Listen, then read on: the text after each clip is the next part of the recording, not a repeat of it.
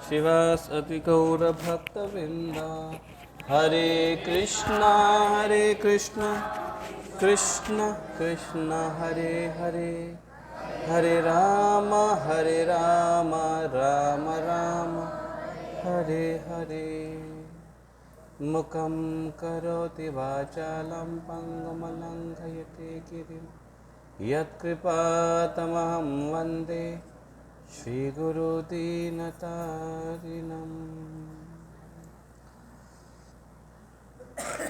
हरे कृष्णा। मराठीत बोलायचं की हिंदीमध्ये?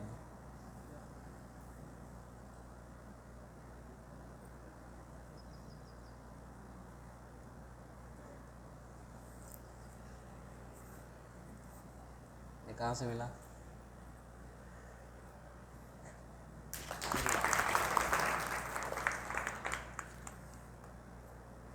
हरे कृष्णा। येतो आवाज सर्वांना? मराठी बोलू का?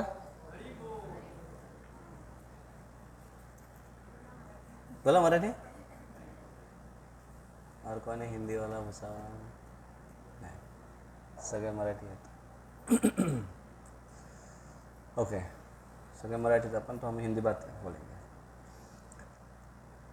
तो रामायण आ रहा है अभी, रामनवमी आ रही है। कितनी तारीख? 26, 27, 25, 26, 27 ऐसे मना रहे कुछ लोग। तो 26 मोस्टली, 26 और 27 ऐसे दो पर्व है। वैदिक कैलेंडर के अनुसार 27 है और जनरल कैलेंडर के अनुसार 26 है। तो 27 है, 26 है ना आपल्या कॅलेंडरमध्ये? 27 है। तो वही एक तिथि में थोड़ा सा भेद होता है, तो कोई बात नहीं है। लेकिन रामनवमी का वो पर्व है जिस दिन प्रभु रामचंद्र का प्राकट्य है। लास्ट टाइम किसी ने एक 9 के आंकड़े के बारे में कुछ ऐसा सर्च किया था। 9 का आंकड़ा है जिसके हर एक अंक की अगर आप उसकी अगर बेरीज करोगे, अगर प्लस करोगे तो 9 ही आएगा, है ना? 9 9 0 9 प्लस 0 9 अधिक 0 बराबर 9, 9 अधिक 1 नहीं, कितना क्या आता है फिर? 9 दूनी 18, 18 तो 1 प्लस 8 इज इक्वल टू 9। फिर 9 त्रिक 27, 27 में 2 प्लस 7 इज इक्वल टू 9। और 36, 9 चौक 36, 36 भी 9 से 9 से। तो हर एक लास्ट तक, लास्ट में भी क्या आता है? 9 9 is equal to 9 9 81, 8 plus 1 is equal to 9। और लास्ट में 9 इंटू 10 तो कितना हो गया? नहीं, 10 का नहीं 90 हो गया ना, 9 दाई 90 हो गया, तो 9 प्लस 0 इज इक्वल टू 9 ही आ गया। तो एक ऐसा एकमात्र अंक है ये, एक टेबल है 9 का, इसमें एक विशेष है। क्या विशेष है पता नहीं, लेकिन रामचंद्र नवमी में आए हैं। तो वैसे हर एक तिथि महत्वपूर्ण है, प्रथमा से लेते हुए पूर्णिमा तक। प्रथमा, द्वितीया, तृतीया, चतुर्थी, पंचमी, षष्ठी, सप्तमी, अष्टमी, नवमी, दशमी, एकादशी, द्वादशी, त्रयोदशी, चतुर्दशी और पूर्णिमा या फिर अमावस्या। तो हर एक तिथि में कुछ ना कुछ लीलाएं घटी है, कुछ ना कुछ तिथि आया है। वो एकादशी, एक प्रथमा में क्या है? पाडवा।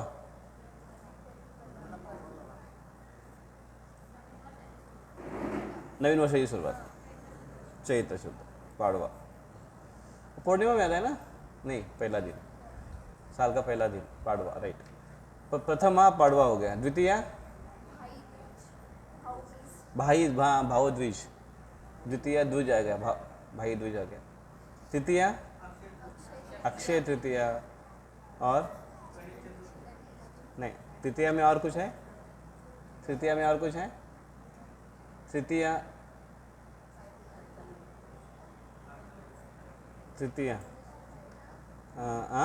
हरतालिका, ओके हरतालिका।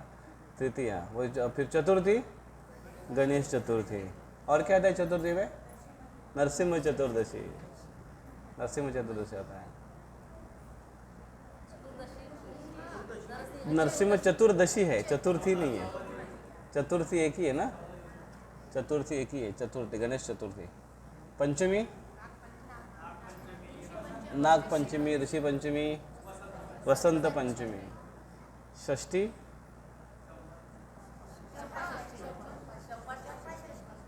चंपा, ललिता षष्ठी भी आती है, चंपा षष्ठी, नाथ षष्ठी भी आती है एक, हाँ नाथ षष्ठी भी आती है। क्या बोले एकनाथ शिंदे?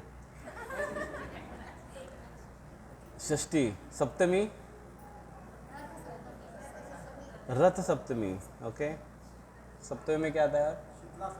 शीतला सप्तमी, ओके। अपने वैष्णव कैलेंडर में क्या आता है? सप्तमी सप्तमी सप्तमी सप्तमी सप्तमी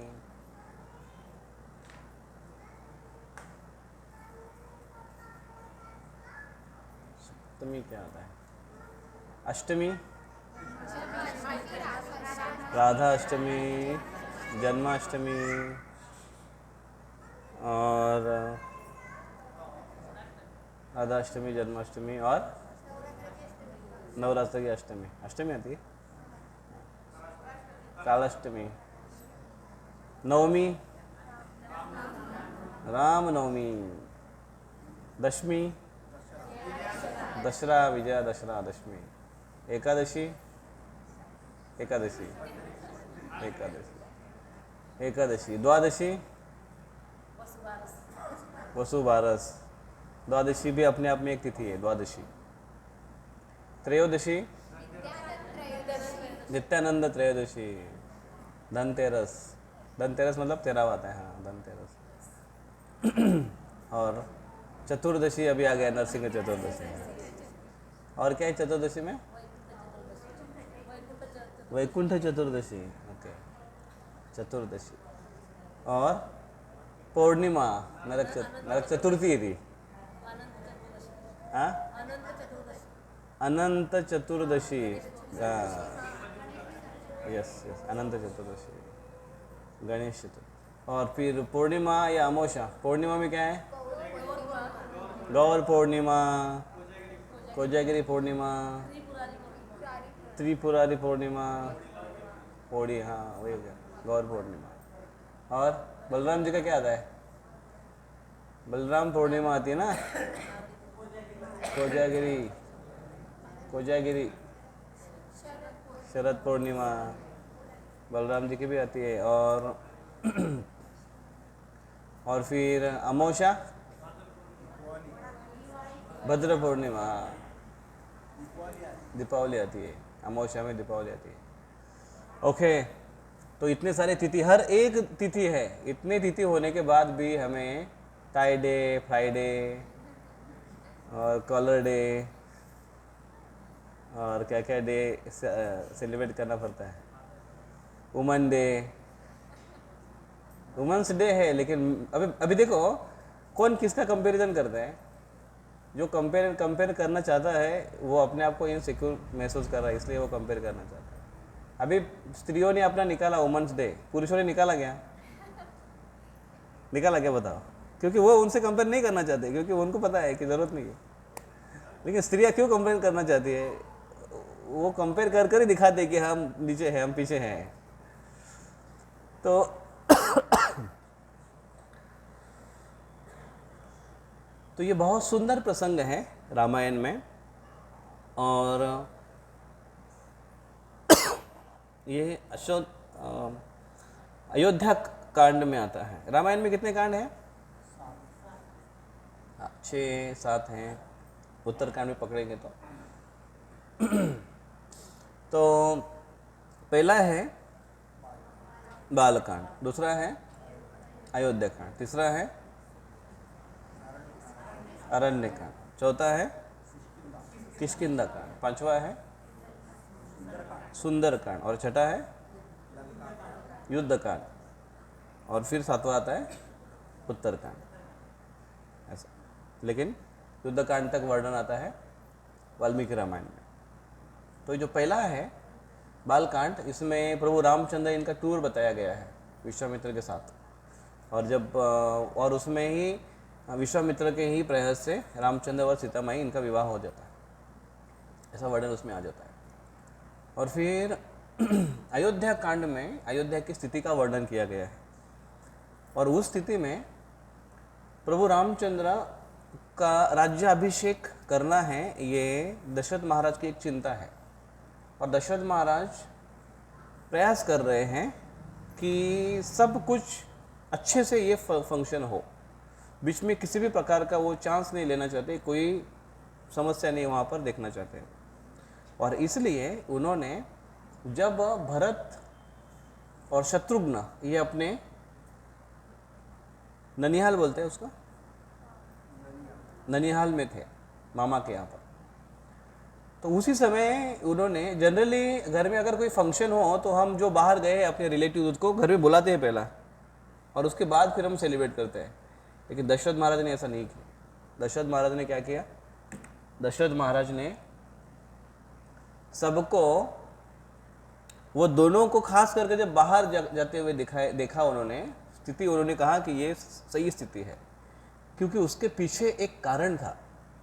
दशरथ महाराज का इस प्रकार से सोचने का कारण था कुछ, क्योंकि जब उन्होंने दशरथ महाराज ने कैकेयी के साथ जब विवाह जब वो कर रहे थे, उस समय विवाह की जब बात चल रही थी, तो कैकेयी ये बहुत ही सुंदर स्त्री है, बहुत ही सुंदर। राजा के रानियों में से कितनी रानी हैं दशरथ महाराज के?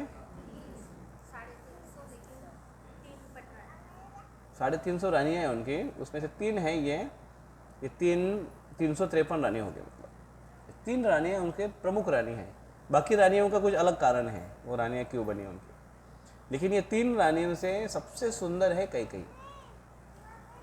वो दिखने में बड़ी सुंदर है, बात करने में बड़ी चतुर है, और युद्ध कला में भी निपुण है। और दशरथ महाराज के साथ वो जाया करती थी, एक बार उन्होंने उनकी मदद भी की थी। तो उनके साथ जब विवाह का प्रस्ताव रखा गया था, तो उनके पिताजी ने, दशरथ के पिताजी ने उनसे वचन लिया था कि मेरे कन्या अर्थात कैकेयी से होने वाला पुत्र ही राजा बने, ऐसे हमारी इच्छा है। अगर ऐसा आपको मंजूर है तो आप विवाह के लिए हाँ बोलिए। और दशरथ महाराज को वैसे भी पुत्र नहीं हो रहे थे, और दूसरे रानी करने का उद्देश्य ही उनका ये था कि पुत्र प्राप्त हो, और ताकि वो राज्य चलाए आगे। तो कौशल्या पहली रानी है, उनसे पुत्र नहीं हो रहे थे। उसके बाद फिर सुमित्रा आई, सुमित्रा से पुत्र नहीं हो रहे थे। तो अभी तीसरी किस लिए कर रहे हैं? पुत्र हो। और अगर वो वचन मांग रहे हैं कि इसका पुत्र राजा बने, तो भाई और क्या ऑप्शन है कि नहीं? तो और कोई ऑप्शन नहीं, तो वचन देने में क्या जाता है, लेकिन कभी कभी वो भारी जाता है।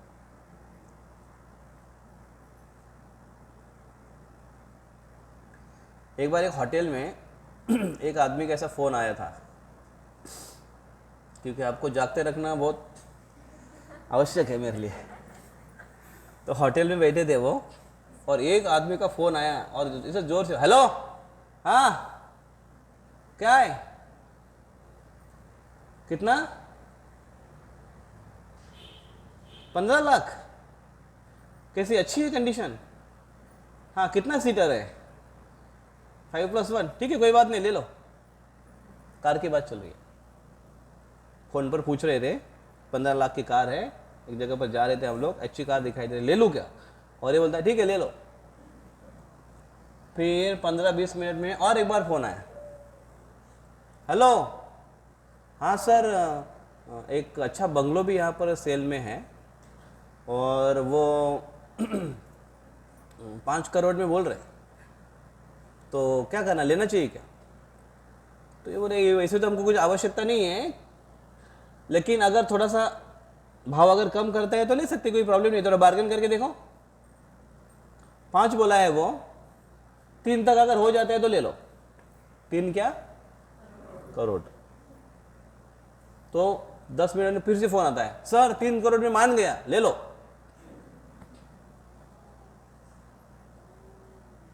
ये आजू बाजू के लोग बैठे हैं, वो देख रहे हैं, अरे क्या सेठ आदमी है यार। फिर और एक फ़ोन है, और बहुत बार तो क्या सब लोगों को दिखाने में थोड़ा आनंद आता है। और एक फ़ोन आया, हेलो सर, एक प्लॉट इधर बिक्री में है, लेना है क्या?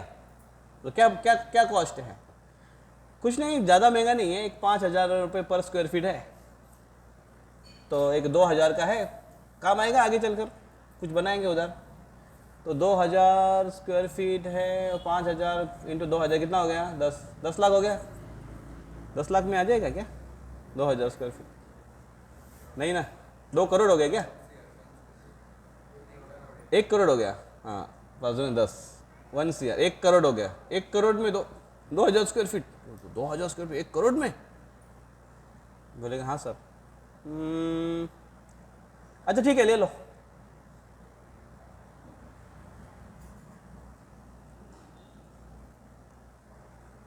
फिर वो देखता है, किसका मोबाइल है ये? फोन आते जा रहा है, मैं हाँ बोल रहा हूँ, और वो आदमी उधर फोन रख के चला गया। तो मेरा नहीं है।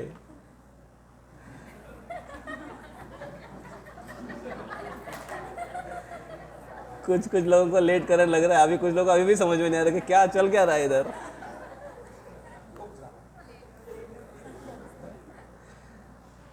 किसी का वो बैठा था टेबल पर, अपना खाना खाते खाते फोन बज रहा है, वो उठा रहा है, वो अपना हाँ हाँ यस यस ले लो, हाँ ओके ओके, फोन उसका है नहीं। और फिर बाद में उसका होने के बाद उसका किसका फोन है? तो वैसे कुछ जब अपना कुछ लगता नहीं है तो हाँ बोलने में कुछ प्रॉब्लम नहीं है, ले बोलने में कुछ प्रॉब्लम नहीं है, दे बोलने में कुछ कुछ जाता नहीं है अपना, है कि नहीं? तो ये क्यों बताया? दशरथ महाराज को जो प्रॉमिस मांग रहे थे वो, कि आपका इसका इसका आने वाला लड़का ही राजा बनना चाहिए। किसका? कई का। और दशरथ महाराज ने कहा तथास्तु। क्यों? क्योंकि और है ही नहीं, हो ही नहीं रहे उनसे पुत्र, तो क्या करे अभी? तो इसलिए उन्होंने कहा यस। और वो प्रॉमिस उनको अभी भी याद था।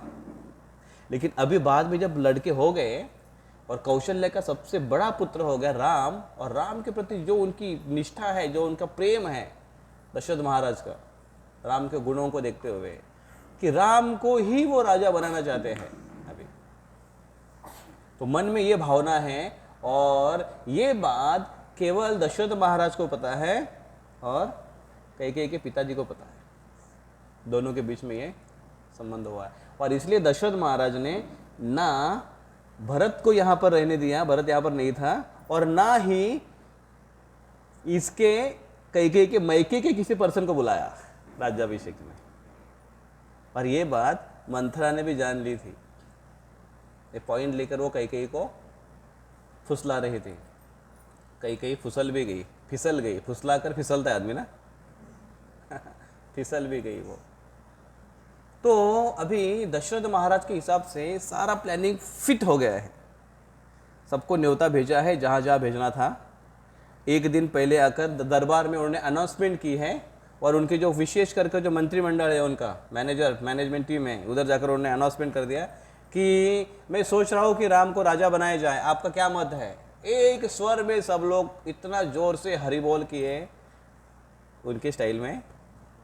उन्होंने कहा कि दशरथ महाराज, आपके इस किरदार में, आपके लाइफ टाइम में ये एक ऐसा आपका डिसीजन है जिससे हर कोई एक मत है, और सबसे साधु आपका ये डिसीजन है। ऐसा सब लोग बोलने लगे। तो दशरथ महाराज बोले, इतना साल मैंने राज्य किया, क्या मेरे राज्य में आप लोग संतुष्ट थे नहीं? मेरे डिसीजन से संतुष्ट थे नहीं? तो नहीं नहीं, वैसी बात नहीं है, लेकिन राम की कुछ और अलग बात है, ऐसे हो सोचा। और फिर दशरथ महाराज ने नियोजन किया कि अभी मुझे रामचंद्र का राज्याभिषेक करना है, और उन्होंने अनाउंसमेंट किया, राजाओं को बुलाया, भरत भी उधर है, और सब कुछ उनकी इच्छा के अनुसार, मन के अनुसार सब कुछ हो गया है, और सब डेट भी आ गई है, और कल होने वाला है ये। देखो, जैसे अभी उसका भी सारे बस भक्त दीक्षा के लिए जा रहे थे, तो 15 तारीख डेट दी गई थी।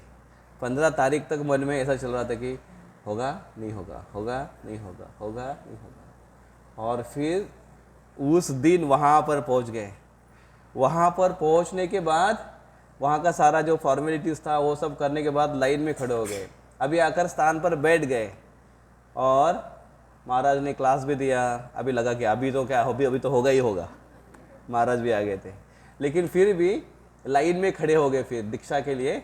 जिसका जिसका नंबर आया उसे लाइन में खड़े हो गए। और जैसे जैसे नंबर नज़दीक आ रहा था, ऐसा अंदर कैसे हो रहा था, अरे अभी अभी मेरा आएगा, अभी क्या होगा, अभी क्या होगा, अभी क्या होगा, क्या हुआ। एक्साइटमेंट था एकदम। मैं देख रहा था सबके चेहरे वाला, वाह, इसलिए उनको फोटोज शूटिंग कर रहा था मैं। सबका एक्साइटमेंट ऐसा बढ़ रहा था कि अभी क्या होगा और अपना क्या नाम आएगा और उधर मैं ठीक से जाऊंगा कि नहीं, महाराज उधर सामने है, महाराज देखेंगे हमारे तरफ, है ना। कैसे लग रहा था वो। उसमें एक्साइटमेंट भी है लेकिन भय भी है। तो वैसे वहाँ पर हो रहा था प्रभु दशरथ महाराज का कि कल अभी होने वाला है वो घड़ी, स्वर्ण घड़ी अभी कल आने वाली है। तो दशरथ महाराज आनंदपूर्ण चिंता में थे। जॉय एंड वरी, आनंद युक्त चिंता कैसे होती है, जैसे आपने उस दिन अनुभव किया वैसे। और इसी प्रकार से वो थोड़ा डिस्टर्ब भी थे। वो डिस्टर्ब क्यों थे, क्योंकि कुछ दिन पहले उनको एक सपना आया था। और सपना इतना भयंकर सपना था कि वो अपने आप को देख रहे थे सपने में कि उनका सर नहीं है। मतलब आप जिसको बोलते हो बिंडोक। हमारे सर है जो टीचर थे 7वीं क्लास में, 7वीं 6ठी 5वीं 6ठी 7वीं में होते हैं वो। तो उनका एक कॉमन और बहुत फेवरेबल उनका फेवरेट उनका एक ये था, एक डायलॉग था वो, बिंडोक लेकाचा, बिंडोक बोलायचे, बिंडोक। तो सही में डोका नव्हता। तिने लाडे लाडे म्हटलं मला, तिने असा एक मुहावरा आहे, तिने लाडे लाडे म्हटलं गजरा घ्या ना मला, तिने लाडे लाडे म्हटलं गजरा घ्या ना मला, मी म्हटलं गजरा घ्यायला डोकं कुठे तुला। मतलब मैंने नहीं बोला ऐसा एक पढ़ा था मैंने तो अगली बार कभी ऐसा बोलना मत। वाइफ ने बोला गजरा क्या होती है, विंडो किस उधर झगड़ा शुरू हो जाएगा तो वो मन ही मन में डिस्टर्ब भी थे। क्यों, क्योंकि एक कुछ दिन पहले उनको सपना आया था, इतना भयंकर सपना था कि उनके पीछे एक बहुत बड़ा मॉन्स्टर, एक ऐसा भयानक कुछ भूत के जैसा वो कुछ उनको पीछे लग रहा है। उनके शरीर पे पूरा बॉडी पर तेल लगा हुआ है और वो पूरी विवस्त्र नग्न अवस्था में दौड़ रहे हैं, रोड पर दौड़ रहे हैं, किसी को पुकार रहे हैं लेकिन आवाज ही नहीं जा रही है। कैसा हुआ है, ऐसा कभी हुआ है सपने में, आप चाहते हैं कि पुकारो लेकिन आवाज ही नहीं निकल रही है। ऐसा हो रहा था कि आवाज नहीं निकल रही थी और दौड़ रहे सभी रास्ते पे और कोई नहीं, सेना भी नहीं, कोई पहरेदार नहीं, कोई उनको रक्षा करने के लिए कोई नहीं होगा। पूरे राज्य में कोई नहीं दिखाई दे रहा है उनको। अंधेरे में वो यहाँ वहाँ दौड़ रहे, ठोकर लगकर गिर रहे, उठ रहे।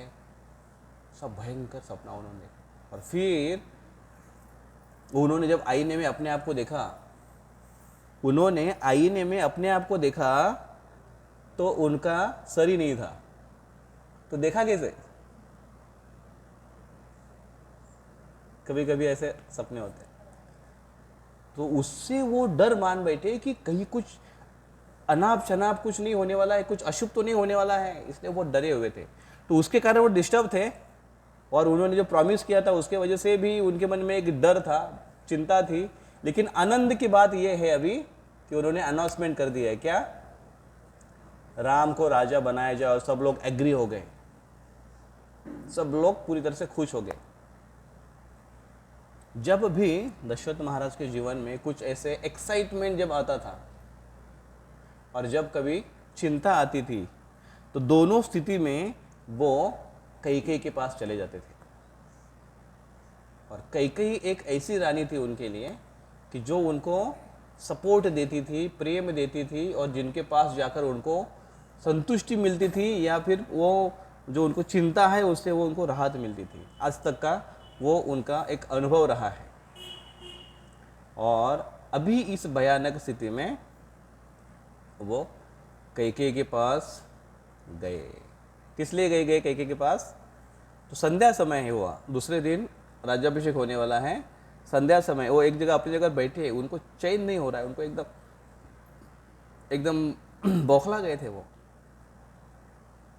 कभी ऐसा होता है आपका क्रेविंग, कभी होता है ऐसा क्रेविंग, ऐसा कुछ, कभी हाथ को ऐसा खुजली आता है, किसी को मारने को दिल करता है रे बाबा, एक लड़का ऐसा बोलता है, तुम उसको मारने को दिल करता है रे बाबा कभी कभी ऐसा हाथ में ऐसा खुजली आता है, ऐसा किसी को मारने का, या कभी कभी ऐसा जबान में भी ऐसा खुजली आने लगता है जीवा को, ऐसा मतलब किसी को 4-5 गाली दूँ तो थोड़ा अच्छा लगेगा, सवेरे से किसी को गाली नहीं दे तो ऐसा होता है कभी कभी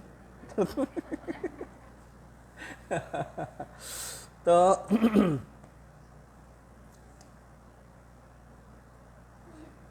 वो ऐसे हैं, डिस्टर्ब हो रहे थे, उनको कुछ ऐसा लग रहा था कि कुछ तो ऐसे हृदय को ऐसा सेटिस्फाइड नहीं कर पा रहे, कुछ ऐसा लगा उनको। और फिर ऐसे अवस्था में वो कैकेयी के पास, जहाँ पर उनको राहत मिलती थी, लेकिन वो नहीं जाने कि जहाँ पर वो जा रहे हैं आश्रय लेने के लिए, वहाँ पर जिस प्रकार से मछली के लिए हुक था, हुक के ऊपर एक वर्म्स लगा होता है, गांडोर बोलते हैं, गांडोर, उसमें वर्म्स एक लगाते, केचुआ बोलते हैं, केचुआ हिंदी में लगाते, और मछली को बड़ा पसंद है और खाने के लिए जाती है वो मछली, और मछली पूरा निगलती है, और जैसे ही निगलती है वैसे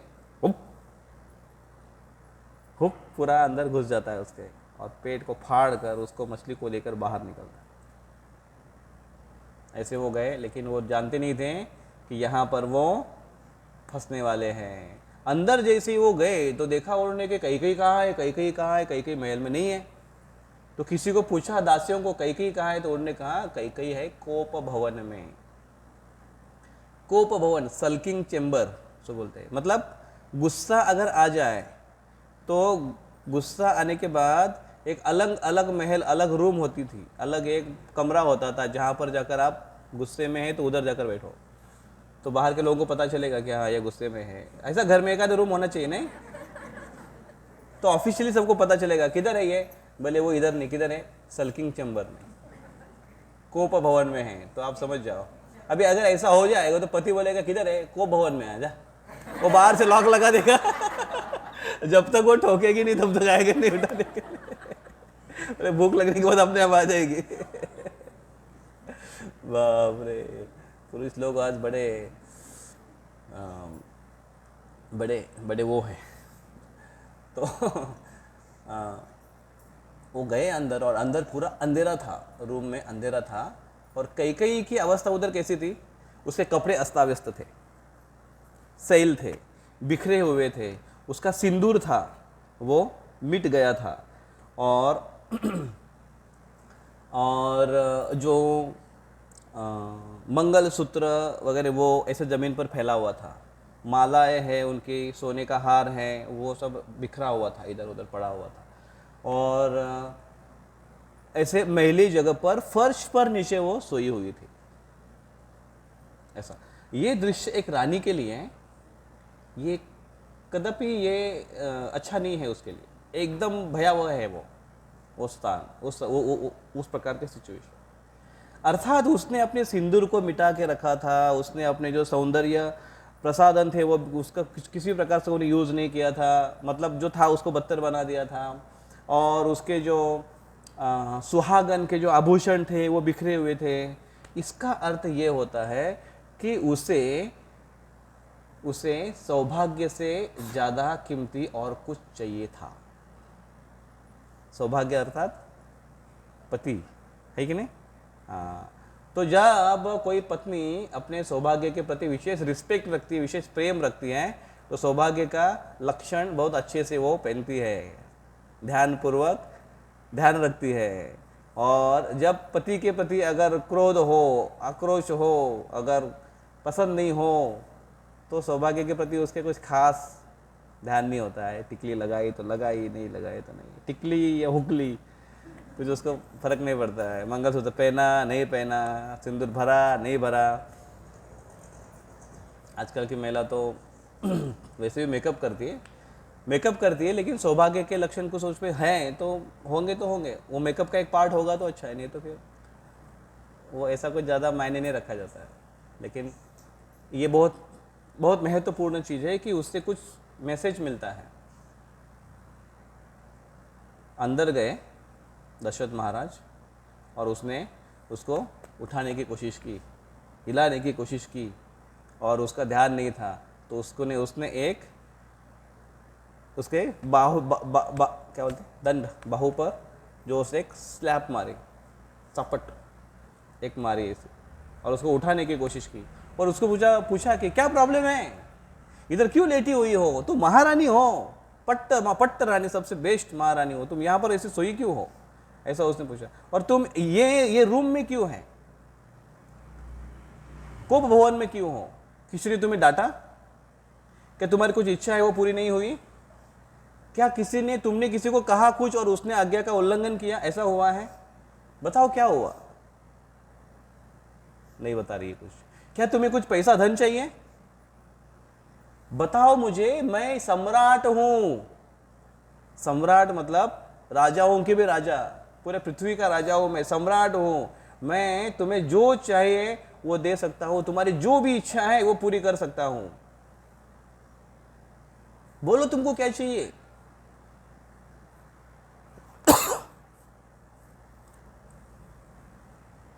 क्या मैं किसी से फाइटिंग करूं, किसी के साथ युद्ध करूं तुम्हारे लिए, तुम बोलो मुझे किसके साथ युद्ध करूं। क्या मैं किसी निरपराध को जेल में डालूं, या फिर जिसको फांसी की सजा होने वाली है उसको छोड़ दूं, तू बोल, केवल तेरे लिए मैं कुछ भी करने के लिए तैयार हूं।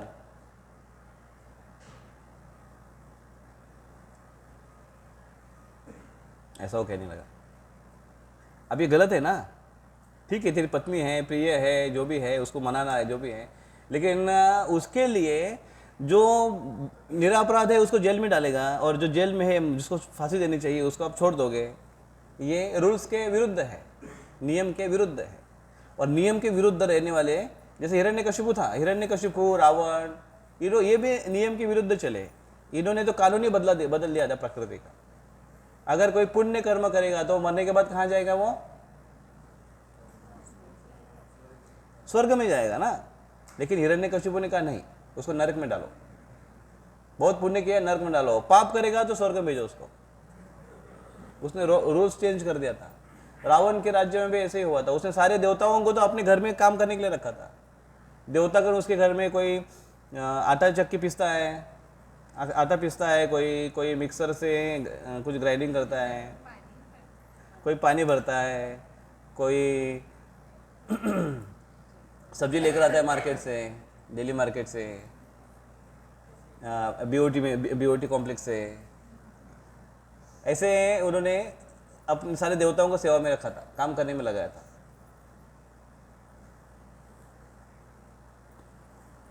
और उसका कारण था अहंकार। दोनों के अंदर शक्ति का बहुत अधिक अहंकार होने के कारण वो प्रकृति के नियम को उल्टा करना चाह रहे थे। और यहाँ पर दशरथ महाराज कामुक होने के कारण, पत्नी के प्रति काम से अंधा होने के कारण वो नियमों को उल्टा करना चाह रहे थे, प्रकृति के नियम के विरुद्ध जाना चाह रहे थे। और ऐसा होने का कारण क्या है कि कहीं पर एक वीक पॉइंट है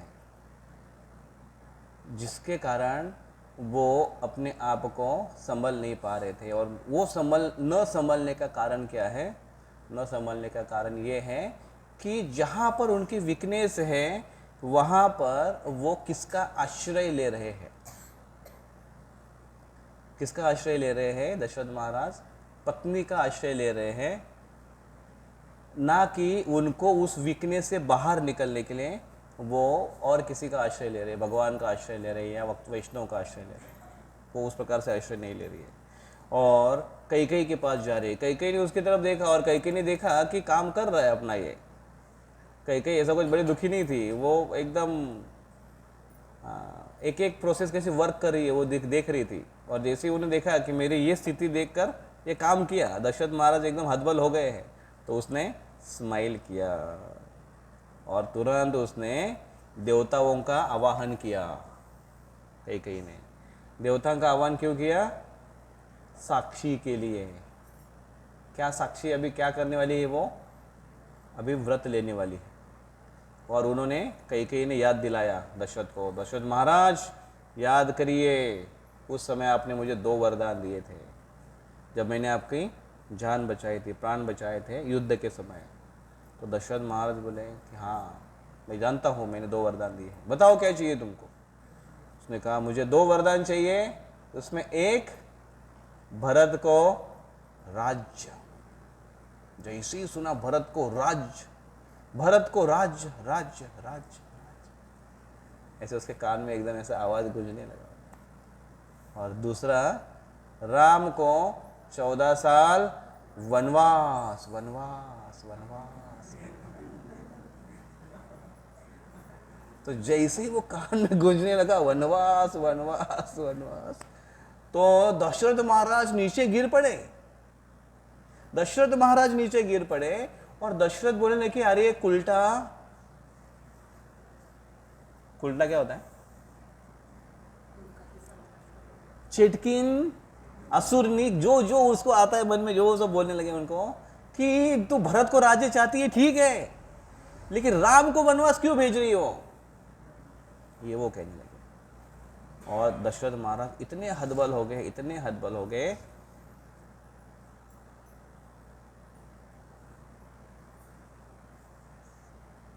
कि वो कुछ और बोल ही नहीं पाए।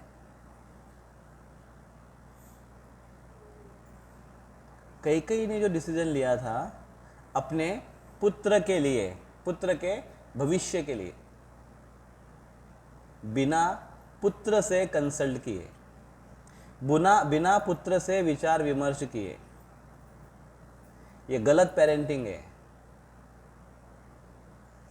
उस बच्चे के लिए क्या अच्छा है, जब वो बच्चा छोटा है आप डिसीजन ले रहे हो, अच्छा आप कुछ सोच रहे हो, कहीं से कुछ गैदर कर रहे हो इन्फॉर्मेशन जो आपको पता नहीं है और उसके भविष्य के लिए आप कुछ कर रहे हो, ठीक है। लेकिन जब बच्चा बड़ा हो जाता है और उसके जीवन के बारे में अगर आपको निर्णय लेना है और अगर आप कहते हो कि हम उसके पेरेंट्स हैं और हम जानते हैं उसके लिए बेस्ट क्या है, शायद हमारा डिसीजन गलत हो सकता है। जैसे आजकल के लोग कहते हैं ना, अभी परिस्थिति बदल चुकी है। बच्चे की शादी के बारे में अगर सोचना हो तो पहले के लोग बच्चों को पूछा नहीं करते थे, है कि नहीं पूछा करते थे। शायद आप लोगों का ऐसा हुआ होगा कि आपको शायद पता ही नहीं चला होगा, दूसरे दिन सरप्राइजिंगली आपको बोला कि इधर तेरा शादी है।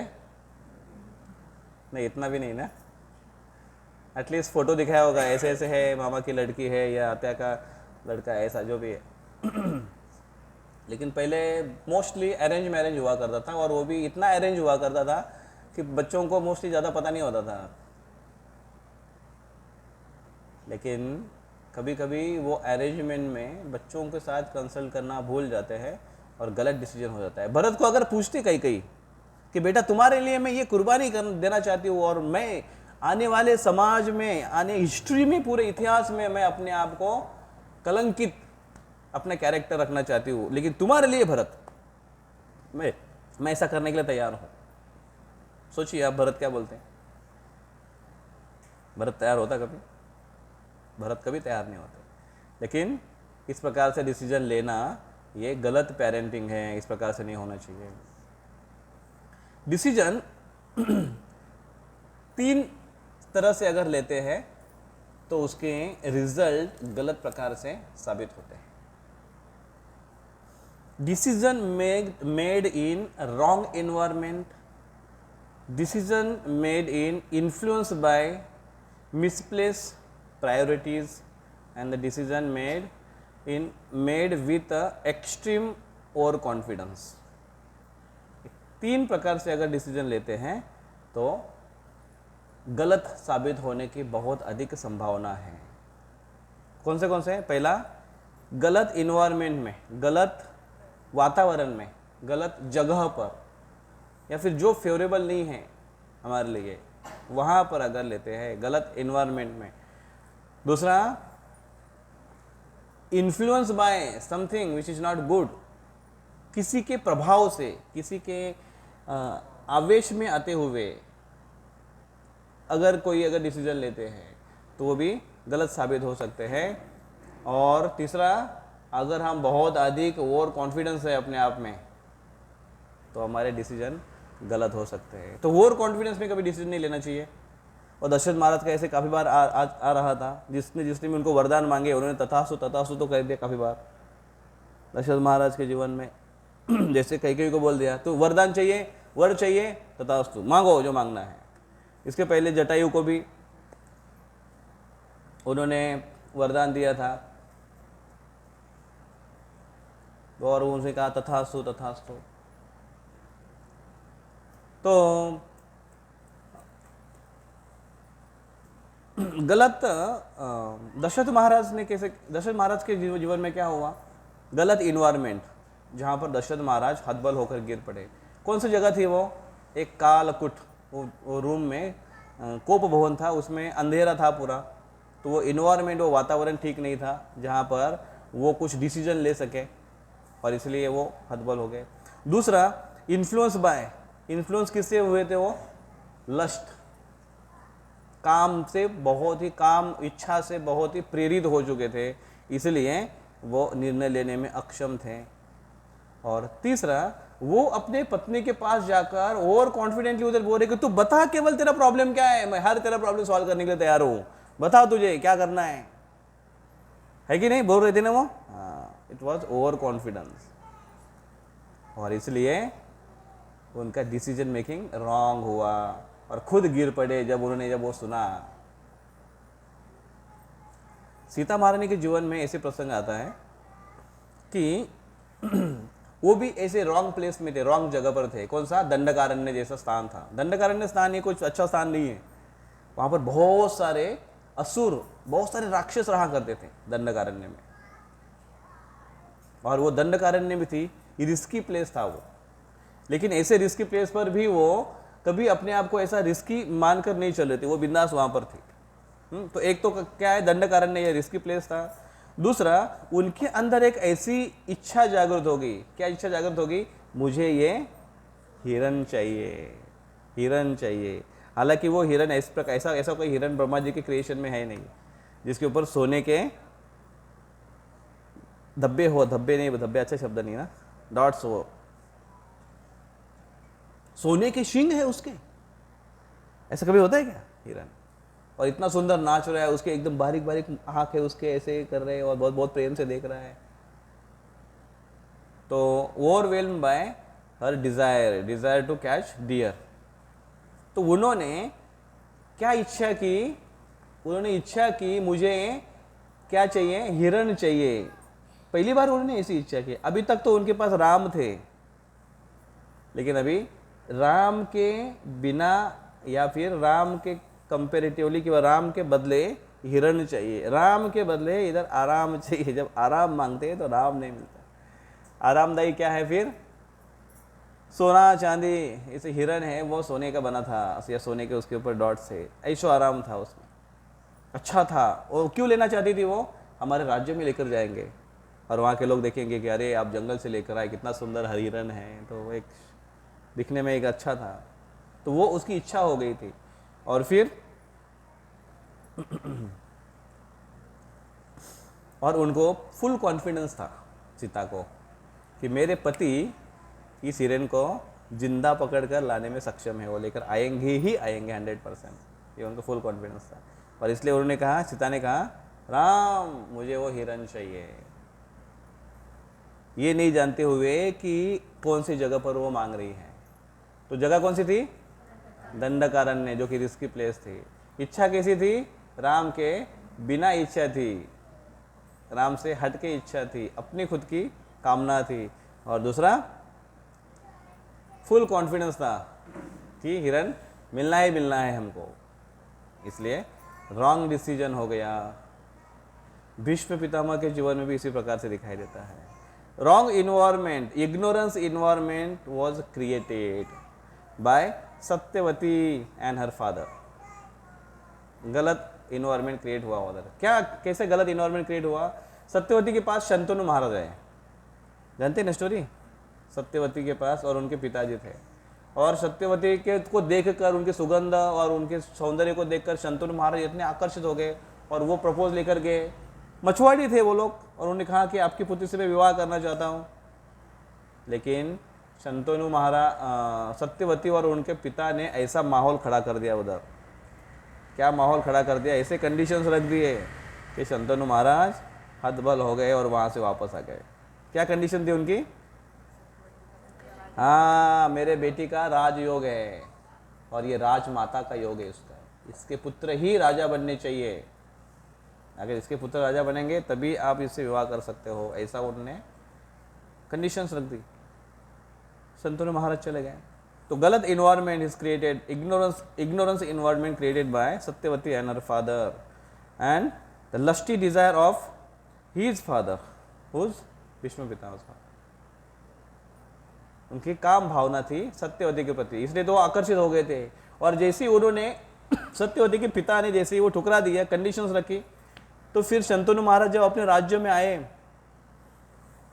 तो राज्य में ऐसे रहने लगे कि जैसे कोई सूतक हो गया है या कोई मर गया है, ऐसे रहने लगे। वो खोए खोए, सोए सोए। तो बेटे ने देखा कि पापा ऐसे क्यों हो रहे हैं। अभी आजकल पापा देखता है ना कि बेटी को क्या हुआ है या बेटे को क्या हुआ है। आजकल खाता भी नहीं है, ना खाया जाता है, ना पिया जाता है, ना सोया जाता है। ऐसे हालत उसके कैसे हो गए। एक बार एक ऐसा हुआ हमारे कुछ बच्चे कह रहे थे ऐसे कि एक लड़का पहली बार, मतलब फर्स्ट विजिट में लड़की देखने के लिए गया। फर्स्ट विजिट मतलब इसलिए कि वो देखते रहते ना लोग, तो फर्स्ट सेकंड थर्ड देखते रहते। वो तो पहली बार देखने के लिए गया। पहली बार मतलब पहला ही वो विजिट था उसका। देखो तो पहले विजिट में वो लड़की मिली, बात हुआ, फिर आँख मिली, प्यार हुआ, ऐसा कुछ तो बोलते हो, वैसा कुछ तो हो गया उसका। फिर उसके बाद जब वो घर आया और घर वालों को पसंद नहीं आई वो, और घर वालों ने कहा कि नहीं इतनी अच्छी नहीं है, दूसरी देखते हैं। और उसने बोला कि नहीं मुझे वही चाहिए, मैं अगर शादी करूँगा तो उसी से ही करूँगा, अगर उसी से नहीं करूँगा तो मैं शादी नहीं करूँगा, शादी करूँगा तो उसी से करूँगा। और क्या है वो ऐसे ही कुछ नहीं तो नहीं करूँगा शादी। और फिर घर वाले ने दूसरे रिश्ते देखना शुरू कर दिए, ये कुछ देखने के लिए तैयार नहीं। उसने बोला कि तुम लोगों को जो करना है करो। फिर इसने क्या कर दिया, कॉस्ट कटिंग शुरू कर दिया। कॉस्ट कटिंग क्या है, खाने में खाता नहीं था, सवेरे कभी ब्रेकफास्ट एक आध रोटी खाया तो खाया, नहीं तो दिन भर ऐसे ही उपवास ही रूम में बैठा रहता था। और फिर उदास चेहरे का, देवदास जैसे बना हुआ रहता था। ऐसे हालत में उसको 1 हफ्ता हुआ, 2 हफ्ता हुआ, 1 महीना हुआ, वो लोग देखेंगे कि दाढ़ी वाड़ी बढ़ा दिया, ऐसा उसने बाबा जी जैसे बन रहा है। बोले अरे बेटा क्या कर रहा है तू? बोले क्या, मैं तो आपकी इच्छे से अनुसार मैं चल रहा हूँ, मैं आपके अविरुद्ध नहीं जाने वाला हूँ, लेकिन क्या करूँ, मुझे कुछ ऐसा कुछ चल रहा था। फिर आखिर घर वालों ने कहा कि भाई अपने को क्या, अपना क्या जाता है, अपन इसके अच्छाई के लिए कह रहे थे, ये मानने के लिए तैयार नहीं, ठीक है जी, तो बाहर वो ढूंढ रखा। और इस प्रकार से उसकी शादी हो गई उधर। और अभी वो खुश है कि नहीं खुश है वो बात अलग है, लेकिन ये एक टेक्निक है। तो पापा का ऐसे होगा, कौन?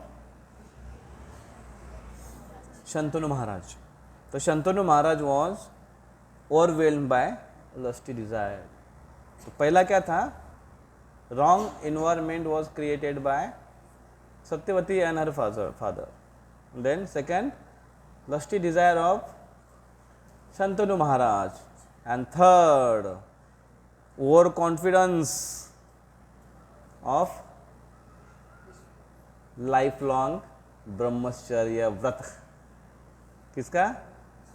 भीष्म पितामह। हाँ ऑफकोर्स उनको कुछ प्रॉब्लम नहीं आया, उन्होंने व्रत को तो पूर्ण किया, लेकिन वो ओवर कॉन्फिडेंस था उनका कि मैं ब्रह्मचर्य व्रत का प्रतिज्ञा लेता हूँ, भीष्म प्रतिज्ञा लेता हूँ मैं कि मैं आजीवन ब्रह्मचारी रहूँगा। हाँ, स्तुति भी हो गई, वाह भी हो गई, फूल भी वर्षा भी हो गई, लेकिन आगे चलकर जो प्रॉब्लम्स आए वो इसी की वजह से आए, क्योंकि आगे चलकर जो शंतनु महाराज के और 2 पुत्र हुए, चित्रांगद विचित्र वीर्य, दोनों ही निपुत्री होते हुए मर गए। अभी बच्चे नहीं हैं राज्य चलाने के लिए, तो सत्यवती फिर ये पुत्र के पीछे लगे, विष्णु पितामह की, शादी करो। ये बोलते नहीं, मैंने प्रतिज्ञा ली है। कौन सी प्रतिज्ञा ली है? ब्रह्मचर्य की प्रतिज्ञा ली है। वहां पर ही अगर वो ऐसा नहीं होता था और अगर वो शादी कर लेते थे तो आगे चलकर महाभारत ये सब कुछ होता ही नहीं था, नहीं, क्योंकि बाद में फिर वो उनके 2 पत्नियां लेकर आए, फिर व्यासदेव आए, उनसे फिर वो पुत्र हुए और आगे चलकर वो पुत्रों के पुत्र हुए, उसका झगड़ा हो गया, ये सब हो गया। तो ये और कॉन्फिडेंस। सो इसलिए डिसीजन लेते हुए क्या देखना चाहिए? राइट इन्वायरमेंट, और हम किसी दबाव में हैं या किसी परिस्थिति से विवश है कि नहीं, वो देखना चाहिए। वो परिस्थिति से विवशता नहीं होनी चाहिए और कॉन्फिडेंस में आकर डिसीजन ले लेना चाहिए, तो वो डिसीजन अच्छा डिसीजन होता है। दशरथ महाराज पछताने लगे। Dasharath Maharaj had the weakness of heart. Weakness of heart, हृदय की दौर्बल्यता थी दशरथ महाराज की। लेकिन हृदय की दुर्बलता होने के कारण और होने के बाद भी वो कैकेयी के चंगुल में फंस गए थे, जहाँ से बाहर निकलना उनके लिए मुश्किल है, यहाँ तक कि नामुमकिन हुआ, जिससे उनको कुछ किसी प्रकार का आश्रय नहीं मिला। उनकी पोजीशन भी चली गई, उनका वेल्थ भी चला गया और उनकी जान भी चली गई। तो वीकनेस ऑफ हार्ट आज मोस्टली सबका है, कम अधिक मात्रा में। लेकिन ये डिपेंड है अभी कि हम वीकनेस ऑफ हार्ट में, हृदय की दुर्बलता की अवस्था में किसका आश्रय लेते हैं। कई जैसी पर्सन का आश्रय लेते हैं जो हमारे वचनबद्धता का दुरुपयोग कर अपना लाभ लेना चाहती है, इसका आश्रय लेना चाहते हैं, या फिर हम उसका आश्रय लेना चाहते हैं जिसका आश्रय कुछ लोगों ने लिया। जैसे अर्जुन का भी था, अर्जुन का भी हृदय दौर्बल्यता थे और कृष्ण ने डांटा अर्जुन को, कुतस्त्वा कश्मलम इदम विषम में समुपस्थितम अनार्य जुष्टम अस्वर्गम अकीर्तिम करम अर्जुन अनार्य जैसे बोलते तुम, कुतस्त्वा कश्मलम, तेरे अंदर ऐसी कश्मलता, कलमशता तेरे अंदर कहां से आ गई है? वीकनेस ऑफ हार्ट इसको कहते हैं, हृदय दुर्बलता अर्जुन तेरे अंदर है। तो अर्जुन के अंदर भी हृदय दुर्बलता थी, लेकिन अर्जुन ने किसका आश्रय लिया? कृष्ण का आश्रय लिया। और जैसे ही अर्जुन ने कृष्ण का आश्रय लिया, शिष्यस्ते हम शादी माम त्वं प्रपन्नम, हे भगवान मैं आपको शरण आया हूँ, आप मेरे गुरु हैं, कृपया करके मुझे मार्गदर्शन करिए। तो कृष्ण को उन्होंने, मित्र थे अभी, तुरंत उनको बोला कि आप मेरे गुरु हैं, कृपया मार्गदर्शन करिए। कृष्ण का आश्रय ग्रहण किया उन्होंने और उनका हृदय का दौर्बल्यता है वो नष्ट हो गई, हृदय की दुर्बलता वो नष्ट हो गई और पूरी तरह से स्वस्थ हो गए। और अंततः उनकी पुनः अपनी स्थिति वापस आ गई, पुनः अपना ज्ञान वापस आ गया और फिर से वो करिष्ये वचनम तव नष्ट मोहा स्मृति लब्ध्वा त्वत्प्रसादात् मयाच्युत सितोस्मि गत संदेह करिष्ये वचनम तव। हे भगवान मैं आपके वचन के अनुसार अभी करने के लिए तैयार हूँ, मेरे अंदर की दुर्बलता नष्ट हो चुकी है, मुझे सही ज्ञान प्राप्त हो चुका है। कैसे? त्वत्प्रसादात्, आपका प्रसाद खाकर। लेकिन अर्जुन ने प्रसाद खाया कान से प्रसाद खाते हैं तो जागरूकता आती है, मुख से प्रसाद खाते हैं तो नींद आती है, सुस्ती आती है कि नहीं?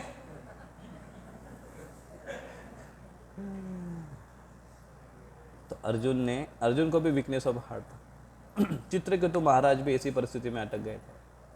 चित्रकेतु महाराज को तो उन्होंने तो केवल ऐसे कहा था, एक आउट ऑफ कंसर्न शिव जी के प्रति। शिव जी अपनी पत्नी पार्वती को गोद में लेकर बैठे हुए हैं। कहाँ बैठे हैं? अपने घर में नहीं, अपने रूम में नहीं, अपने कमरे में नहीं, बाहर एक पेड़ के नीचे, और साधु, और उनके सामने बहुत सारे वैरागी साधु ऋषि है उधर, उनको प्रवचन दे रहे। विषय क्या है? वैराग्य। और चित्रकेतु महाराज ऊपर से जा रहे थे विमान में बैठते हुए, और उन्होंने देखा शिव जी को अपनी पत्नी को गोद में लेकर बैठ रहे, वैरागी के ऊपर चर्चा कर रहे हैं, और वो हंसे, थोड़े स्माइल किया उन्होंने कि अरे देखो क्या वैरागी है ये शिव बाबा, वैरागियों को कथा कर रहे हैं, वैराग्य के ऊपर पत्नी को गोद में बिठाते हुए। तो इनको ये कॉन्ट्रडिक्टेड लगा और उन्होंने थोड़ा स्माइल किया वो। लेकिन उन्होंने जो स्माइल किया चित्रकेतु महाराज ने, पार्वती को बड़ा बुरा लगा, मेरे पति को हंस रहा है, नालायक, ऐसा नहीं बोला होगा उन्होंने, लेकिन उन्होंने मेरे पति को हंस रहा है, और उन्होंने श्राप दिया उनको, ब्रह्म राक्षस बन जाओ। और पहले के श्राप काम करते हैं? अभी आज देखो आप किसी को, अगर आप घर में जाकर, अगर आप या फिर कहीं पड़ोस में, आज का अगर श्राप अगर काम करता, वो ऐसा करते ना, तो 10-15 महिलाओं को हमारे पाकिस्तान के बॉर्डर पे खड़ा करो उधर, बोले पाकिस्तान से बटोला हो, और इतने बड़ी मिसाइल्स और लगाने की क्या जरूरत है? नहीं, 15-20 माताओं को खड़ा करो उधर।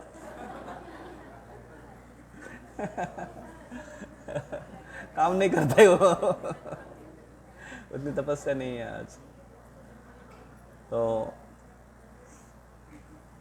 पार्वती मैया ने शाप दिया और चित्रकेतु महाराज ने उसका स्वीकार किया, लेकिन भगवान का पूरी तरह से आश्रय ग्रहण किया हुआ था। किस रूप में? फिलॉसफी के रूप में, तत्व ज्ञान को जानते थे। और इसलिए भगवान शिव जी चित्रकेतु महाराज को देखकर बड़े खुश हो गए, क्योंकि चित्रकेतु महाराज बिल्कुल विचलित नहीं। उन्होंने कहा यस माते, आपने शाप दिया, मैं स्वीकार करता हूँ इसको।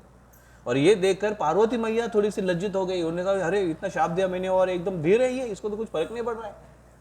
तो भगवान शिव जी बोलते हैं नारायणा परा सर्वे न कुतश्चन बिभ्यति। नारायण परा सर्वे, नारायण परायण जो होते ना लोग, ह भ प, अपनी इस्कॉन की लैंग्वेज में क्या, दास और दासी और देवी दासी लग गया अभी। ह भ प लगने के बाद क्या होता है, आप किसी भी फंक्शन में जाओ, प्रोग्राम में जाओ तो गले में माला कर बैठी पड़ेगी। फिर आप कहीं पर बैठो तो सब लोग बोलेंगे आइए आइए माता जी, आइए आइए प्रभु जी। फिर आपको आपका नाम भी लेंगे तो कैसे बोलेंगे? यच जी। क्या? हीज ग्रेस, हर ग्रेस, श्रीमान श्रीमती, उपाधि लग जाती है। चित्रकेतु महाराज ये सारे उपाधियों से मुक्त थे और वो इस तत्व को जानते थे, और इसलिए वो बिल्कुल भी विचलित नहीं हुए। पार्वती मैया को लगा कि ऐसे, और शिव जी ने कहा कि नारायण परा सर्वे, नारायण परायण जो होते हैं, भगवान के परायण भक्त होते हैं, वो किसी प्रकार से परिस्थिति से विचलित नहीं होते। स्वर्ग अपि वर्ग, क्या स्वर्ग अपि नरकेशु अपि तुल्यार्थ दर्शनम। स्वर्ग अपवर्ग, स्वर्ग अपि वर्ग नरकेशु, ऐसे कुछ है बीच में। अपि तुल्यार्थ दर्शन, तुल्यार्थ दर्शन मतलब दोनों का भी दर्शन, दोनों के बारे में भी। स्वर्ग या अपवर्ग, या स्वर्ग हो, नरक हो, या फिर भगवत धाम का अगर हो, सबको वो समान दृष्टिकोण से देखते हैं। क्यों? क्योंकि वो नारायण परायण होते हैं। वो जहाँ पर जाते हैं भगवान का स्मरण करते हैं, उनको हर समय हर स्थान उनको भगवान का ही धाम लगता है। ऐसी अवस्था में वो होते हैं। और इसलिए भले ही ऐसी परिस्थिति में गुजरे चित्रकेतु महाराज, लेकिन भगवान के इस सिद्धांत को अपने हृदय में धारण किए थे, इसलिए दशरथ महाराज के जैसे स्थिति में नहीं अटके हैं। अर्जुन भी ऐसी परिस्थिति में गुजरे थे, वीकनेस ऑफ हार्ट में गुजरे थे, अपने ही रिश्तेदारों को देखकर मोहित हो चुके थे, लेकिन कृष्ण का आश्रय लिया, इसलिए दशरथ वाली कंडीशन में नहीं गुजरे थे। और उसी प्रकार से भरत महाराज, चक्रवर्ती सम्राट, जिनके नाम से भारतवर्ष जाना जाता है, उनके नाम से इस वर्ष को भारतवर्ष कहते हैं। और इतने बड़े सम्राट होने के बाद, उसके बाद फिर पूरा वैराग्य थे, और वैराग्य में घर छोड़कर वो निकल गए, भाव स्टेज पर थे, भगवान के भक्ति में थे। और बाहर जब आए भक्ति करने लगे, भगवान के ऊपर अपना ध्यान केंद्रित करने लगे, और उसी समय उनके जीवन में एक ट्विस्ट आया। और क्या ट्विस्ट था वो? हिरण। किसी के जीवन में हिरण का ट्विस्ट होगा, किसी के जीवन में किरण का ट्विस्ट होगा, किसी के जीवन में ग्रहण का ट्विस्ट होगा, है ना? लेकिन जब जीवन में ऐसा ट्विस्ट आता है तो उस समय कोई चाहिए, कोई ना कोई चाहिए हमको बचाने वाला बचाने वाला कोई ना कोई चाहिए उधर और कोई ना अगर कोई बचाने वाला नहीं है तो फिर क्या होगा?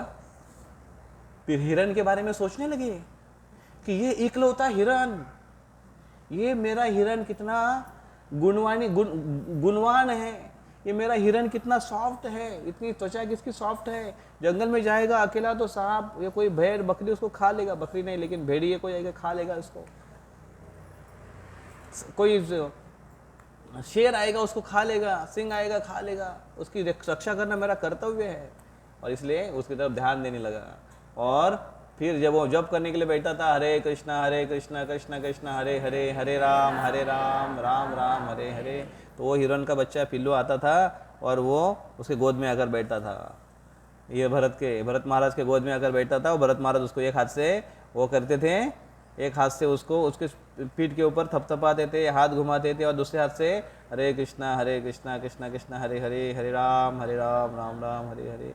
फिर वो हिरण थोड़ा घूमते घूमते जाता था और फिर परीक्षित भरत महाराज उसको देखते थे और उसको कहते हाँ आजा आजा आजा, दूर मत जा, हरे कृष्णा कृष्ण कृष्ण हरे हरे, अरे आजा आजा इधर बैठ जा, हरे कृष्णा कृष्ण कृष्ण हरे हरे, हरे राम। फिर देखो था मेरा हिरण कितना सुंदर है, मेरा हिरण कितना अच्छा है, फोटो निकाल कर डीपी पे डाल दूँ इसको, फोटो निकाल कर उसका फेसबुक पर अपलोड करूँ, कितना सुंदर मेरा हिरण है, हरे कृष्णा कृष्ण कृष्ण हरे हरे। फिर वो हिरण प्रेम से उसके पास आता था और उसके गाल को ऐसे चाटता था, और ये जब उसका स्पर्श देखता था तो वो भरत महाराज अभी जो भगवान का नाम ले रहे हरे कृष्णा, उससे वो एकदम हरे कृष्णा से नहीं लेकिन उसके चाटने से भाव विभोर होने लगा था। ऐसे भरत महाराज की अवस्था हो गई। और फिर धीरे धीरे उसकी साधना ढीली होती गई, फिर बंद होती गई। पहले मोबाइल चैटिंग में साधना पहले चैंटिंग में साधना में चैटिंग चलती थी, पहले चैंटिंग में चैटिंग चलती थी, फिर बाद में चैटिंग में चैंटिंग थोड़ी थोड़ी चलने लगी। चैटिंग समझते हैं ना? और फिर बाद में धीरे धीरे साधना फुस हो गई, साधना बंद हो गई। कभी कभी ऐसा होता है कि नहीं? कथा भी सुनते हैं और माला भी करते हैं हम, अरे वाह मस्त पॉइंट बताया, हरे कृष्णा कृष्ण हरे हरे। और कभी कभी तो कुछ लोग कीर्तन में आते माला लेकर, और कीर्तन में जो गाते हैं ना हरे कृष्णा, तो वो एक महामंत्र हो गया, तो एक मनी वो भी तो नाम है। ऐसा करते करते 2-4 माला आराम से हो जाती है आधे घंटे के कीर्तन में। ऐसे साधना चलती है हमारी।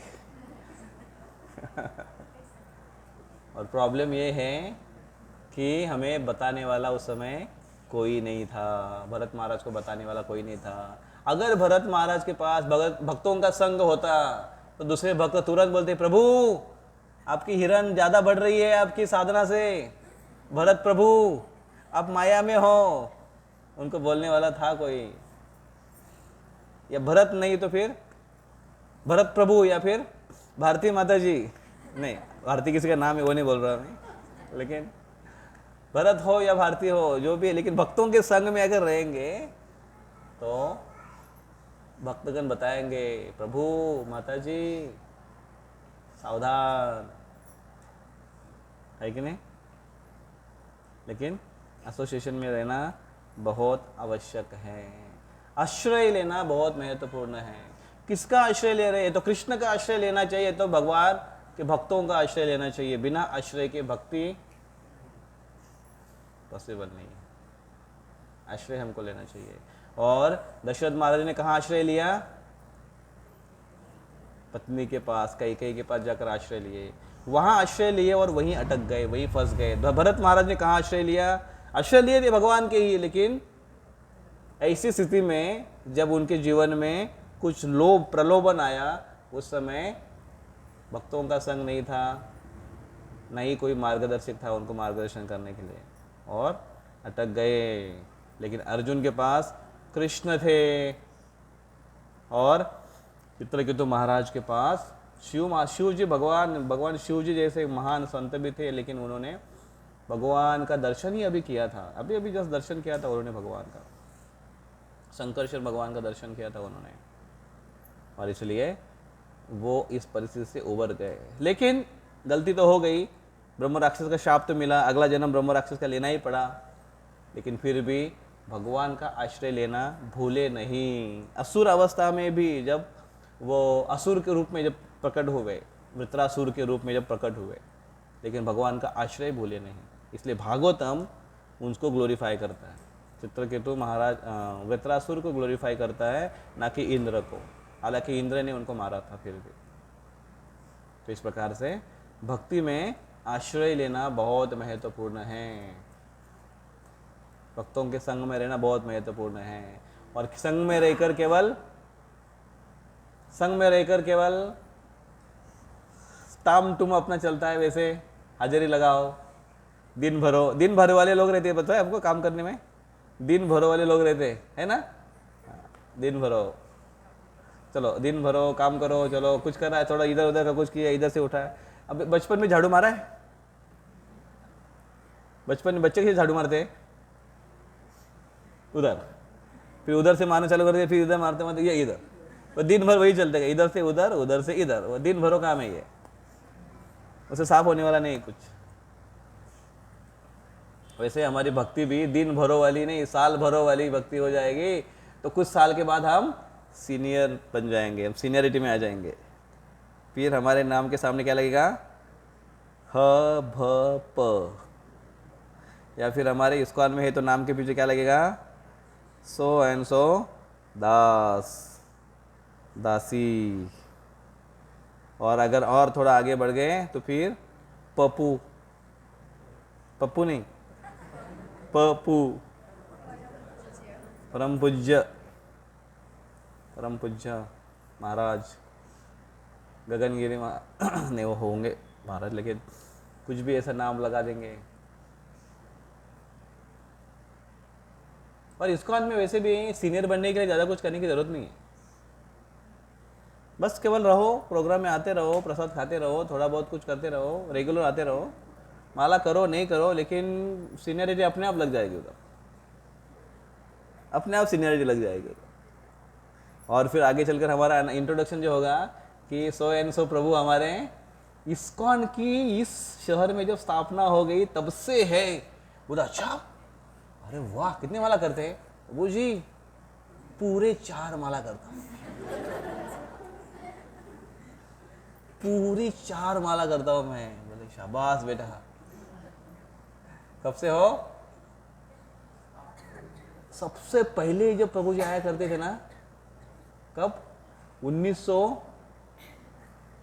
शताब्दी ईस्वी सन पूर्व, उधर से चालू होगा, तब से मैं हूं, है कि नहीं? सीनियरिटी लग जाएगी। ये प्रभु जी हमारे बहुत पुराने खिलाड़ी हैं, तो इसलिए हमें भगवान का आश्रय लेना बहुत आवश्यक है, भक्त का आश्रय लेना, भक्तों का आश्रय लेना बहुत आवश्यक है। संग में रहना अर्थात आश्रय लेना, संग में रहना अर्थात कंपेरेटिव मेंटेलिटी नहीं रखना, संग में रहना अर्थात ग्रेटफुलनेस, कृतज्ञता की भावना से रहना कि हमें जो मिल रहा है वो बहुत ही महत्वपूर्ण, वैल्यूएबल मिल रहा है, इस प्रकार से उसको स्वीकार करना। भक्तों के संग में रह रहे हैं, भक्तों के प्रति कृतज्ञता की भावना होनी चाहिए, प्रेम की भावना होनी चाहिए, सेवा की भावना होनी चाहिए दूसरों के प्रति। ऐसे अगर हम इस मूड में अगर हम भक्तों के संग में रहते हैं, हम बहुत अधिक तरक्की करते हैं और सेवा में आनंद आता है। नहीं तो सेवा बोझ बनने लगती है, सेवा बोझ बनने लगती है, और भक्ति में फिर आनंद आना बंद होने लगता है। फिर जैसे आनंद आना बंद होने लगता है, फिर जीवन में, भक्ति में जीवन में हरियाली नहीं, फिर अंधेरा छाने लगता है। फिर वही हो गया आखिर गलत डिसीजन। 3 हमने देखे उससे conditions, wrong environment, wrong desire and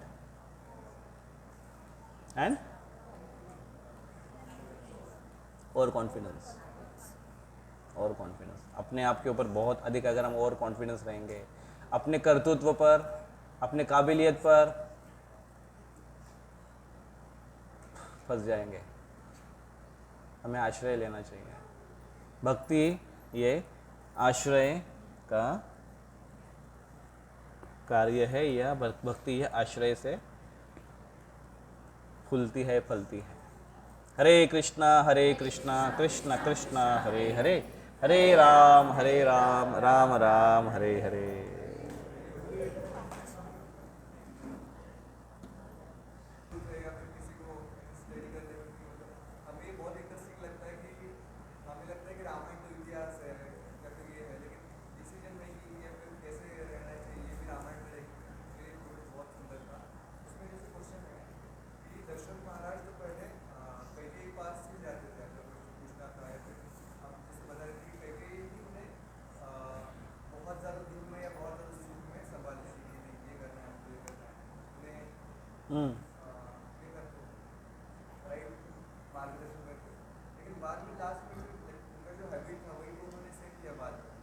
तो क्या कर रही हैं? हाँ वही बोला था मैं, मुझे लगा बंद कर रही है। हाँ तो फिर बाद में तो मतलब फेल हो गए हो ना उस समय, उनका कई का कुछ अलग इंटेंशन था। तो जैसे पहले वो कई माता के पास से जाते थे अपना कुछ कंसर्न करना था, तो फिर बाद में भी उन्होंने वही, अगर जो हैबिट है वही उन्होंने किया, लेकिन बाद में तो गलत हो गए उनका। तो हमें ये कैसे डिसाइड करना चाहिए कि किसके पास जाना चाहिए, किसके पास नहीं? अगर अभी जा रहे हो फिर अच्छा मार्गदर्शन कर रहा है, बाद में कैसे?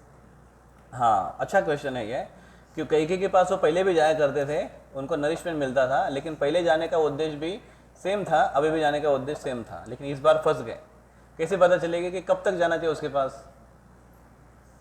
हम एक लास्ट टाइम मैंने एक बताया था, देखो बहुत फेमस है वो, कि हम किसके पास आश्रय के लिए जाते हैं, हमें यह भी देखना आवश्यक है कि जिसके पास मैं मेरे क्वेश्चंस लेके जा रहा हो, कहीं वो मेरे क्वेश्चंस से उसके जीवन में क्वेश्चन मार्क ना आ जाए।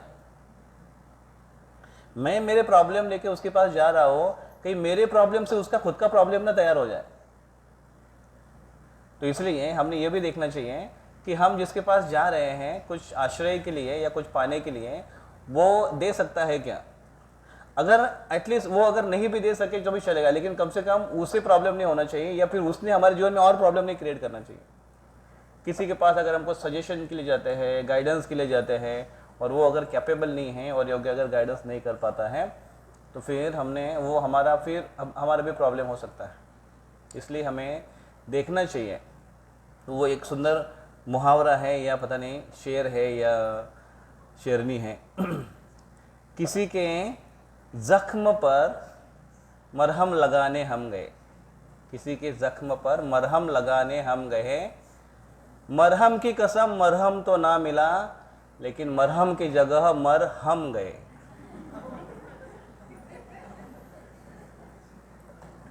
है ना? तो मरहम लगाने के लिए जाएंगे और मर ही जाएंगे हम लोग, तो फिर कुछ फायदा नहीं है उससे। तो इसलिए ये ध्यान में रखना आवश्यक है कि हम कहाँ पर आश्रय ले रहे हैं, पहली बात तो ये है। और दूसरा कि कभी भी कुछ अगर ऐसे बात हो तो हमने हमेशा वहाँ पर जाना चाहिए जहाँ पर हमें ठीक से गाइडेंस मिल सकता है। एटलीस्ट जो हमसे नीचे हैं,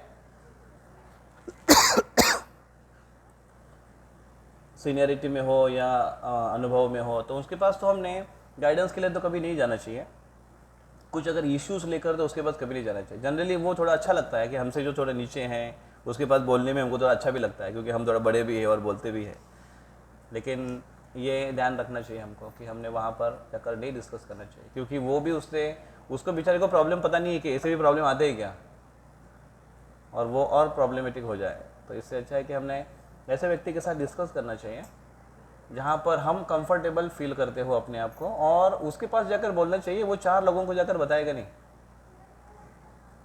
नहीं तो आपका इतना सा प्रॉब्लम था, आपने कहीं जाकर बोल दिया, उसने फिर वो 10 लोगों को बताना शुरू कर दिया, ये बताते हुए कि किसी को बोलना मत। ऐसा होता है ना, मैं तुला सांगते बरं का, कोणाला सांगू नको, इतना अगर बोल दिया कि किसी को बताना मत, मैं केवल तुमको बता रहा हूँ। मुझे ऐसा बहुत लोग बोलते हैं, प्रभु जी मैं आपको एक बात बताना चाहती हूँ दोनों भी, लेकिन किसी को बताना मत। बोला ठीक है, नहीं तो फिर बताए ऐसे ऐसे ऐसे ऐसे ऐसे। तो फिर कुछ डिस्कशन हुआ, तो कुछ सजेशन मांगा, तो हमने कहा ठीक है ऐसे ऐसे करो। और फिर कुछ दिनों के बाद वही बात तीसरे चौथे लोगों के पास से मेरे पास आ जाती है कि प्रभु जी पता है वो उधर ऐसा ऐसा हो रहा है, उसके साथ ऐसा हुआ। बोला आपको किसने बताया? बोले उसको मुझे उसने बताया। उसको किसने बताया? उसको वही बंदे ने बताया जिसने मुझे बोला कि किसी को बोलना मत। मैं बोला अभी मुझे उसने बताया कि बोलना मत, वो दूसरों को बता रहे हैं, और तीसरे के पास से अगर उसको पता चल गया तो वो मेरा नाम लेगा।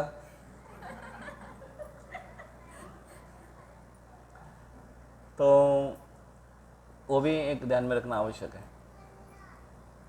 तो कब तक वहाँ का आश्रय लेना चाहिए, और ये वहाँ का एक्चुअली ये आश्रय जो था वास्तविक आश्रय था ही नहीं, वो केवल एक कुछ समय के लिए एक राहत था। वो जैसे थोड़ी खुजली आई और खुजलाया, खुजली आई और खुजलाया, ऐसा था। तो वो उपाय नहीं था वास्तविक। खुजली का उपाय खुजलाना नहीं है ना, लेकिन खुजलाना अच्छा लगता है। खुजलाना अच्छा लगता है, लेकिन वो राहत नहीं उसको। उसको क्या चाहिए खुजली के लिए? मरहम। और कोई प्रश्न है किसी का? वही तो मालूम था उनको, कोप भवन में तो जा, भाड़ में तो कोप में जा। मैं तो खुश में हूँ, है कि नहीं? समस्या ही खड़ी करने वाली है। जबकि अच्छी बात पूछ जाती है तो अच्छी यहाँ मिलती होगी।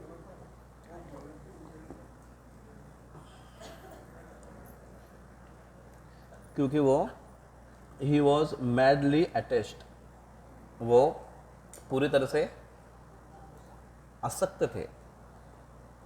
मैडली अटैच बोलते से, मैडली पागलपन, आसक्ति का पागलपन था उनके ऊपर। कई के प्रति बहुत ज़्यादा आसक्त थे, इसलिए उसके प्रति जो भी हो तो वो रोक नहीं पाते थे अपने आप को। ओके, अब हम 10 मिनट कीर्तन करेंगे। अगर आप 10 मिनट बैठेंगे तो आपको कीर्तन मिलेगा। उसके बाद बाहर वैसे भी धूप ज़्यादा है, तो 10 मिनट कीर्तन करेंगे, और फिर सबके लिए करता है इसमें लेकर कर। जय श्री कृष्ण चैतन्य प्रभु नित्यानंद, श्री अद्वैत गदाधर शिवासदि गौर भक्तवृंद। हरे कृष्ण कृष्ण कृष्ण हरे हरे, हरे राम राम राम हरे हरे।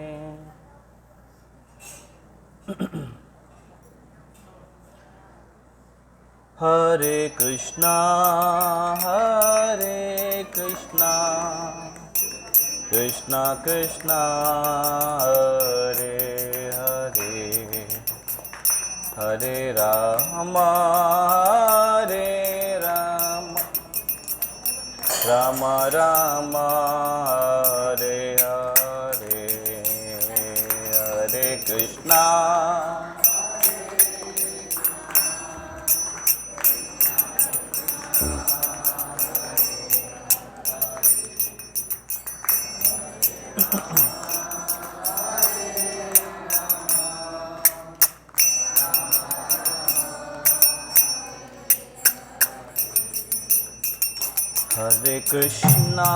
हरे कृष्णा कृष्णा कृष्णा हरे हरे, हरे Ram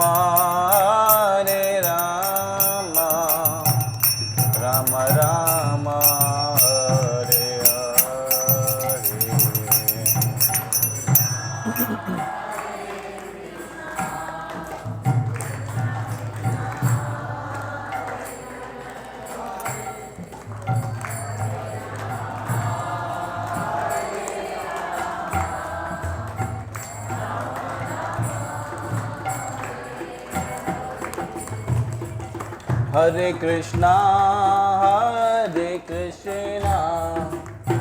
Krishna Krishna, Hare Hare, Hare Rama, Rama Rama, Hare Hare. Krishna, Hare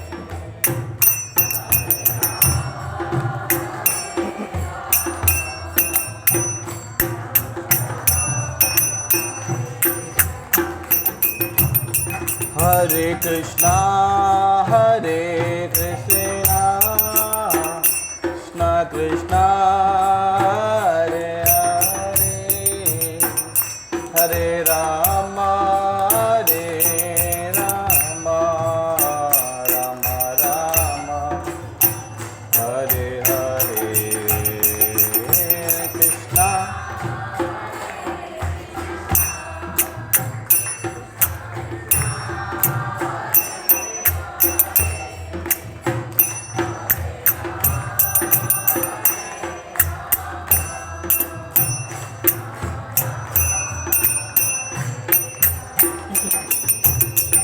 Hare Krishna, Krishna Krishna, Hare Hare, Hare Rama, Rama Rama, Hare Hare. Hare Krishna.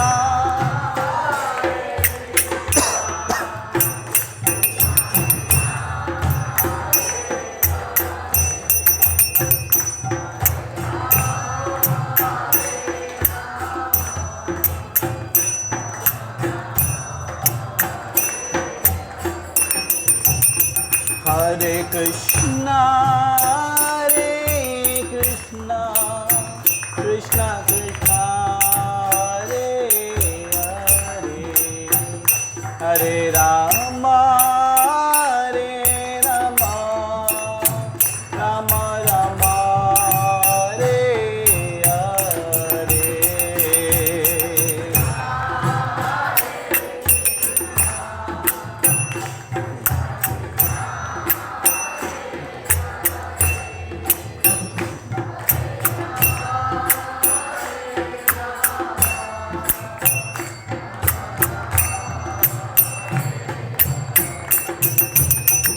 Hare Krishna, Krishna Krishna, Hare Hare, Hare Rama, Rama Rama, Hare Hare, Hare Krishna.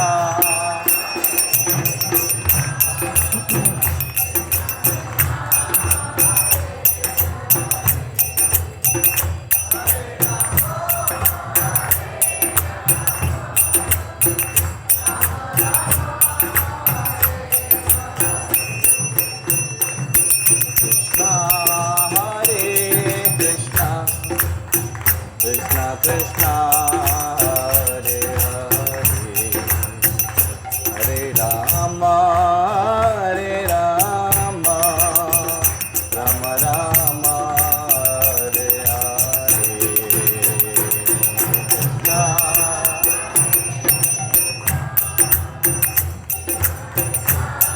Hare Hare.